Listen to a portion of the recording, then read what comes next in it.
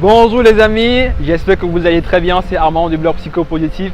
Alors aujourd'hui, j'aimerais mener avec vous une petite réflexion sur la question de trouver quelle est notre voie dans la vie. Déjà parce que j'ai la pleine conviction que chacun de nous a un domaine particulier, une voie ou une carrière professionnelle qui nous permet de nous réaliser pleinement, un domaine dans lequel on peut exceller sans fournir le maximum d'efforts possible. Mais le drame ici est que la majorité des personnes exercent un métier qui ne leur passionne pas du tout, pour la simple raison que cela leur procure une sécurité financière. Alors, et ce qui est tout à fait normal puisque c'est selon ce modèle-là qu'on nous a éduqué à l'école. On nous a dit, va à l'école, sois premier de la classe, trouve un métier qui soit bien rémunéré, travaille pendant 40 ans et après tu prends ta retraite pour vivre 5-10 ans maximum avant de mourir. Alors, mais est-ce que c'est cette vie que vous avez besoin les amis? Je ne pense pas. Alors, il y a une étude récente en France qui a montré que seulement 11,5% des personnes estiment être réellement passionnées par leur métier au point où ils seraient prêts à travailler gratuitement. Et dans l'autre catégorie, on a 8,5% des personnes qui estiment que leur métier ne leur plaît pas du tout et ils sont prêts à le quitter. Et l'autre catégorie est constituée des personnes qui font la routine, le métro, boulot, dodo. On se lève tous les matins, on va au travail, on rentre juste, on s'assoit devant la télévision, voilà, et c'est ce cycle-là qui entretient notre vie. Alors pour la petite histoire, moi après mon baccalauréat, je me suis orienté vers une école de commerce. Et dans mon école en fait, on avait le choix entre 3 filières qui étaient l'audit, le marketing et la finance.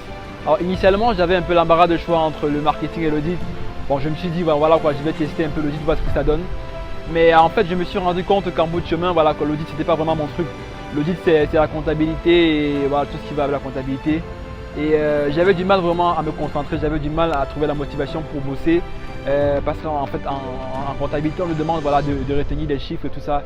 Et moi ce n'était pas mon domaine d'excellence parce que je me rendais compte que voilà, quoi, c'était pas vraiment ce qui me passionnait le plus et ce qui me permettait d'exprimer ma créativité.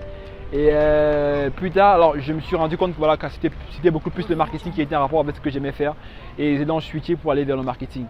Alors ceci, je vous raconte cela parce qu'en fait, je veux que vous puissiez comprendre que chacun de nous a un domaine particulier qui lui permette d'exceller, ce qu'on appelle la zone d'excellence en psychologie parce que, vous savez, il y a une différence pour chacune des personnes de nous.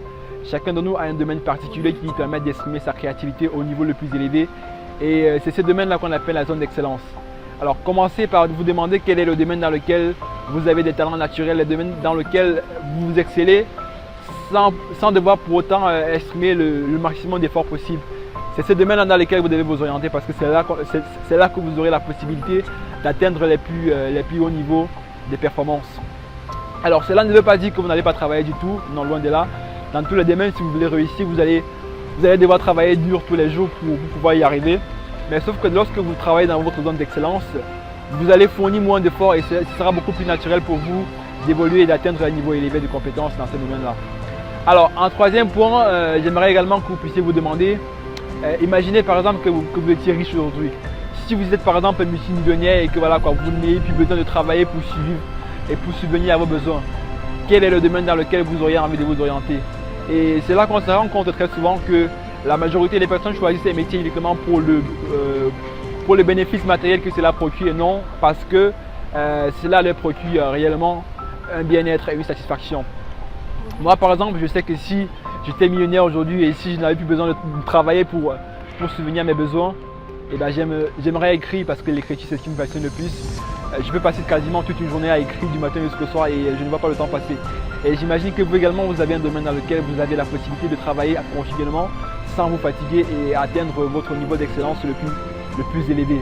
Alors une fois que vous aurez trouvé ce domaine-là, je vous conseille vivement de mettre en place les actions qui vont vous permettre voilà quoi, de travailler dans ce domaine-là et soit à travers un changement de filière ou un changement de matière.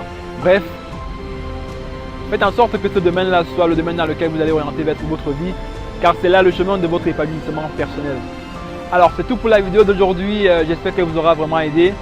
Dites-moi en commentaire quel est le chemin que vous avez choisi pour votre carrière professionnelle ou pour que ce soit. Bref, le domaine dans lequel vous allez vous orienter pour passer le restant de votre vie. Et sur ce, je vous dis à bientôt les amis et restez positifs. Ciao, ciao.